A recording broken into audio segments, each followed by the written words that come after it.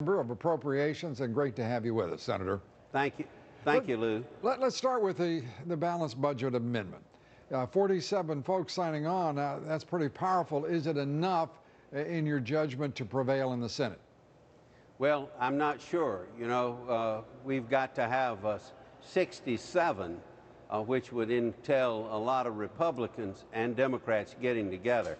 I would hope so, Lou, because if we're not going to pass a proposed constitutional amendment for a balanced budget now, when are we going to do it?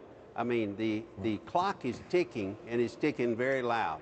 Well, as you say, that loud ticking that we hear is also, of course, commemorating how long it's been now, just about 48 hours since the national debt hit the ceiling. And lo and behold, Washington is still standing, New York, Los Angeles, the rest of the country. Is Washington going to come to terms with the fact that we cannot continue to run up these massive amounts of debt? Lou, that's the question of the hour. Will Washington ever get it? Will the Congress get it, Democrats and Republicans? Because the American people are now realizing that we're on a road to financial destruction.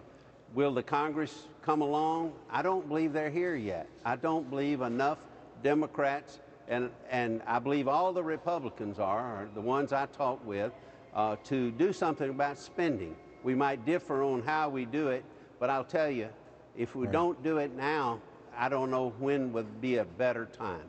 Well, the national debt ceiling, the Republican leadership wants cuts commensurate to whatever the debt ceiling is raised by.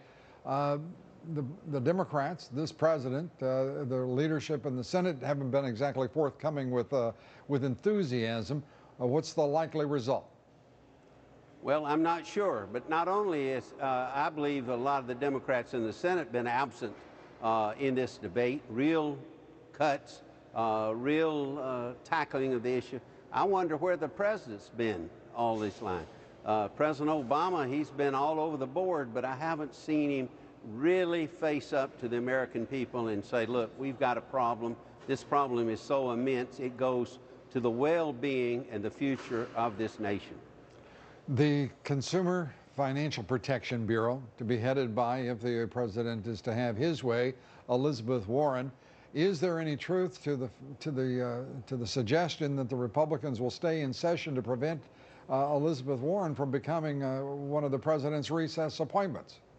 I would hope so. The Democrats certainly prevented a lot of the Republican nominees from getting recess appointments under President Bush. I would hope under our leadership that we will not let that happen, because the president, as soon as we recess, he will have that authority. I hope he wouldn't do it. I'd hope that he would go through the regular process and do something responsible. What we're asking the president to do, Lou, is to look at this agency that was created. It's a horrible agency, no accountability, vests a lot of power in one person, no accountability as far as money to the Congress, self-funding, so to speak, and something's got to give. This will be one of the largest bureaucracies ever been created in Washington. It will not be pro-growth, it will not be pro-business, it will not be pro-jobs. Senator, as always, good to have you with us. Senator Richard Shelby.